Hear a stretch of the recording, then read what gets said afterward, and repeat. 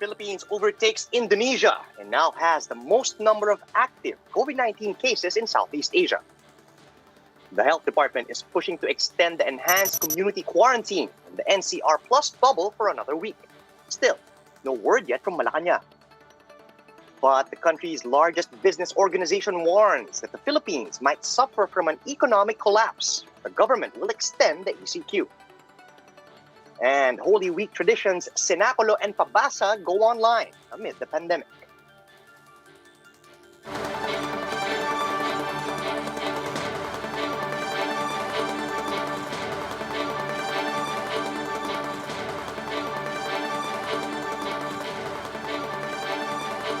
Fast, focused, and fearless. Here's everything you need to know as you jumpstart your day. I'm Charles Lejano.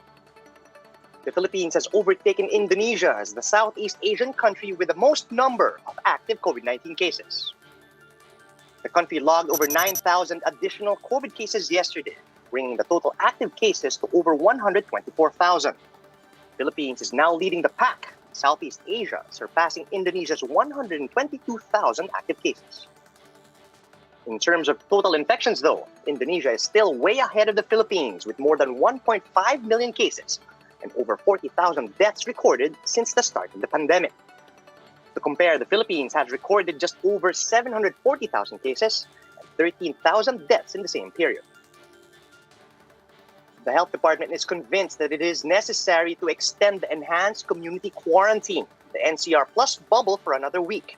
That's in order to further curb the spread of COVID-19 and help our exhausted healthcare system recover from the influx of patients. Jess De Los Santos tells us more. The bubble might have worked after all, at least according to the latest data by the Octa Research Group. On March 15, Octa projected a catastrophic surge in COVID-19 cases, 18,000 new daily infections by April 15. But that has been averted. Speaking to 1PHS sa Totoo Lang, the Octa Research Group attributed it to the NCR Plus bubble and the reimposition of the enhanced community quarantine this week. Upper range natin yung mga maybe 13,000. Maybe it could hit a little more than that, but we don't think it's going to hit 18, that range anymore. We probably will reach up to about 12 or 13,000 before we will go on a downward trend. But in One News's The Chiefs, Health Undersecretary Maria Rosario Vergeres said, expect a continuous uptrend in cases. In this 1 week that we will have for this ECQ, we won't see any changes in the numbers, or we won't see any changes in the utilization rates in our hospital. This is so short a time for us to do that assessment and have that effect. The DOH has recommended extending for another week the ECQ in Metro Manila and the provinces of Bulacan, Cavite, Laguna, and Rizal. This is to further stem the COVID-19 spread and decongest hospitals and isolation facilities. So nakikita po natin na nahihirapan yung sistema natin. We are choking. We are having full capacities in ERs, in ICUs. So gusto ho nating ma-manage ng maayos. David echoed this sentiment. It's possible na baka ma-extend ito ng government. Maybe not ECQ, maybe MECQ. Because ang mangyayari, kung bumalik lang tayo sa dati, tataas na naman yung numbers when we're not yet, we haven't recovered yet from the variants. It's possible na baka ma-extend ito ng government. Maybe not ECQ, maybe MECQ. Because ang mangyayari, kung bumalik lang tayo sa dati, tataas na naman yung numbers when we're not yet, we haven't recovered yet from the variants. David warned there may be an artificial dip in the daily tally of new infections, especially as many testing centers are closed during the Holy Week.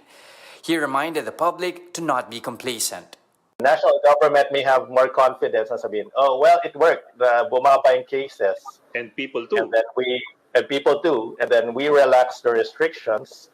Mag-open up. Ibalik na natin sa GCQ, kahit GCQ bubble, pero artificial lang pa yun. Jess De Los Santos, we are One News. Meanwhile, the National Task Force against COVID-19 says it's too early to tell whether or not the ECQ bubble is effective. Speaking on the big story, NTF spokesperson Restituto Padilla said the effects of the lockdown will only show after 2 to 3 weeks. So by and large, if you want to see how much effect this current ECQ is having, especially in the areas declared under ECQ, which is Greater Manila, we will have to look forward to 2 weeks to 3 weeks. So we will have to watch closely all the data that is coming from this area to find out if we need to ease up or keep it up to see more lowering of cases. However, in an interview with the Chiefs, Philippine Chamber of Commerce and Industry President Benedicto Yuhuico warned that prolonging the lockdown might spur an economic collapse. We are scraping bottom, but we haven't given up. Because if we give up, we will have millions, literally, I'm not exaggerating, millions of people that will go hungry. I hope atong lockdown na natin, or bubble as they call it, will not be extended for long because not because of anything else, but because our people are getting hungry. Our people are begging in the streets. They don't have anywhere to go.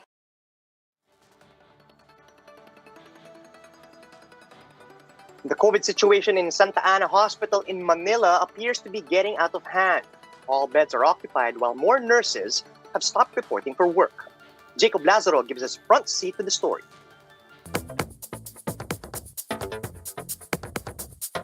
Nowhere is the surge felt more desperately than in the Santa Ana Hospital in Manila. Here, the COVID beds are not just fully occupied, they're already spilling over. Okay, for Santa Ana Hospital, it's really in the critical level. Now we're over 100%. Not counting the patients at the tent. There are suspects still waiting for results. From the original 90 assigned COVID beds, Santa Ana Hospital had to add 28 more. This means that its COVID capacity is now at 138%. Some patients are already staying in wheelchairs while waiting for vacancies. 2 isolation tents that catered to 8 people before now have 19 patients crammed inside without social distancing. Incoming patients have to wait several days or transfer to another hospital. Some have been here for a week. These are patients waiting. They have a room upstairs, but we have no vacancy upstairs. They've been here for 2 to 3 days. Some of them 1 week already. With the hot weather, patients here have a hard time breathing. Families tirelessly fan their loved ones. With the dwindling supplies, they're asking for more mechanical ventilators, stretchers, and medicine. We don't have stretchers. We just have floating beds. Please give us stretchers. Santa Ana is just a sampling of what the capital city is now going through. Manila has the second highest number of COVID cases in Metro Manila, the epicenter of the pandemic. While the health department says that 98% of patients nationwide are asymptomatic or mild, on the ground here, the numbers are different. 6 out of 10 patients here are moderate, severe to critical. Our ICU is full. Our mechanical ventilators are used also. So lahat yun gamit ng patients. So just you can just imagine a lot of patients now are in need of critical care. Healthcare workers are also feeling the grind, with 30 healthcare workers already testing positive for COVID. Some doctors and nurses end up working for up to 24 hours straight. Absenteeism among nurses due to exhaustion has already started to become a problem. Dr. Dominguez says it cannot be denied that healthcare workers are exhausted, but counts on each other for support. We will do as much as we can, but I hope the patients will understand. But we will not show away patients. Okay. But we can help, but this is what we can give for you for now. Yes, I am. But the surge is far from over, with numbers now hovering above 10,000 new cases per day. To decongest our hospitals, the Department of Health says they will strongly implement transferring mild and asymptomatic cases to quarantine facilities. Our healthcare workers pay the price when necessary action come in too late. It's time to be more proactive and lay down a clear strategy that can literally save thousands of lives.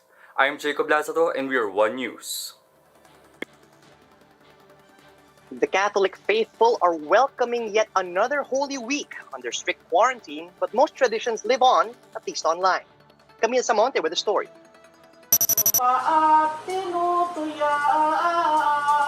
This uninterrupted chanting could only mean one thing, the start of the Lenten week in the Philippines. And for the devout, there's no stopping them from singing hymns, even the pandemic. This has been a yearly tradition for the Fermin family of Caloocan since 1995. But this is the first time they're doing it wearing masks, socially distanced, and online. Yes, they're streaming the Pabasa as they have limited attendance to immediate family members. Napipilitan ngayon kaming magmaskara. Kahit na sa totoo, mahirap yung kumakanta ka matagal na nakamaskara, mahirap yung paghinga, pero kailangan tayo kasing mag-ingat.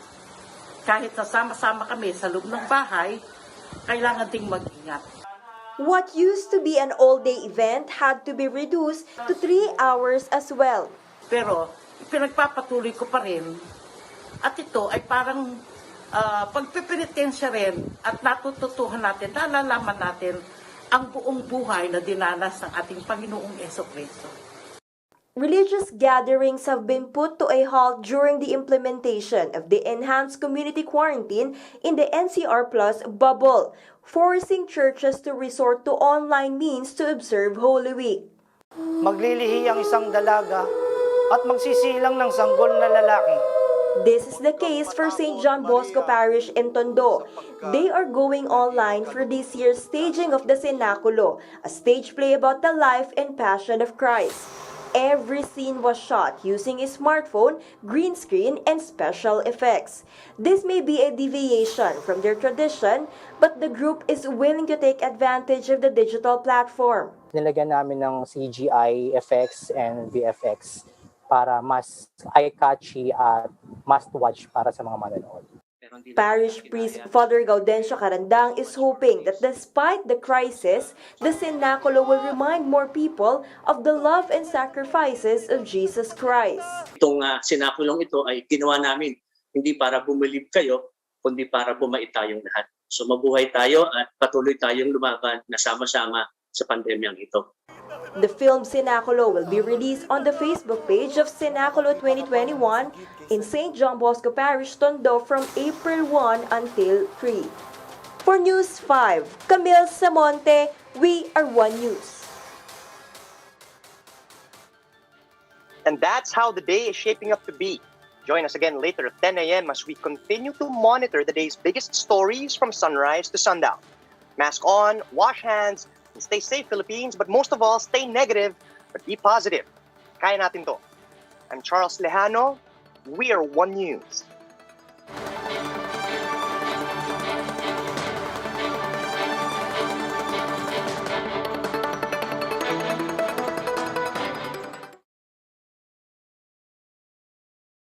You.